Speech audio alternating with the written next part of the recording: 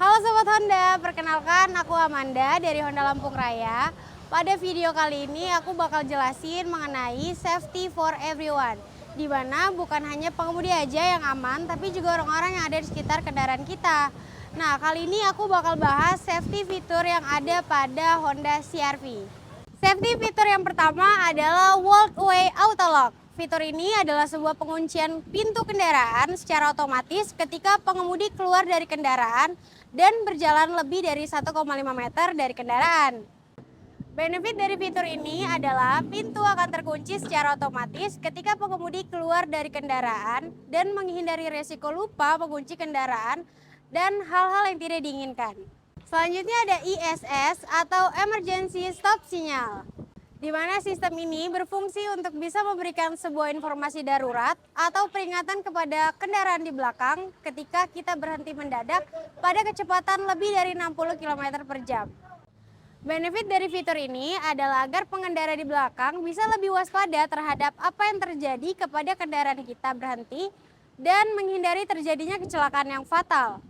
Safety fitur yang ketiga adalah electric parking brake, yaitu fitur yang merupakan sebuah rem tangan elektrik, di mana rem tangan ini berfungsi untuk mempermudahkan Anda menggunakan rem tangan dengan hanya menarik secara simpel. Selain electric parking brake, Honda CR-V juga dilengkapi fitur auto brake hold. Auto brake hold berfungsi untuk menahan rem kendaraan ketika kendaraan berhenti secara statis, sehingga kita tidak perlu lagi menginjak rem secara terus-menerus ketika kendaraan stop and go atau ketika kendaraan jalan sedang macet. Fitur yang keempat adalah driver attention monitor, di mana fitur ini berfungsi untuk bisa menjaga dan memantau kondisi pengemudi.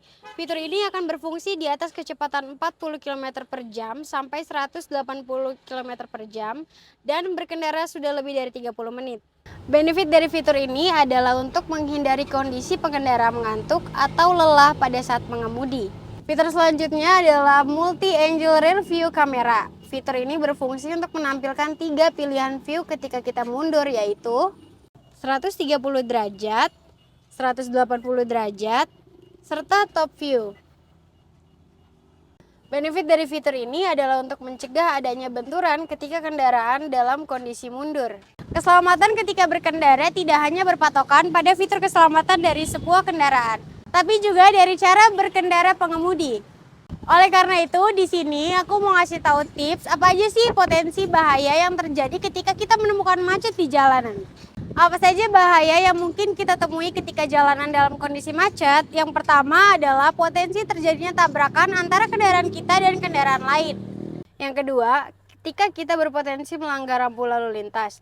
Cara yang tepat untuk menghindari dari pelanggaran rambu lalu lintas adalah kita harus memperhatikan marka dan rambu jalan yang ada di depan dan harus kita patuhi. Yang ketiga, bagaimana cara kita untuk mencegah tabrakan dengan kendaraan lain, yaitu kita harus memperhatikan berapa waktu yang kita butuhkan untuk bisa sampai ke tempat tujuan.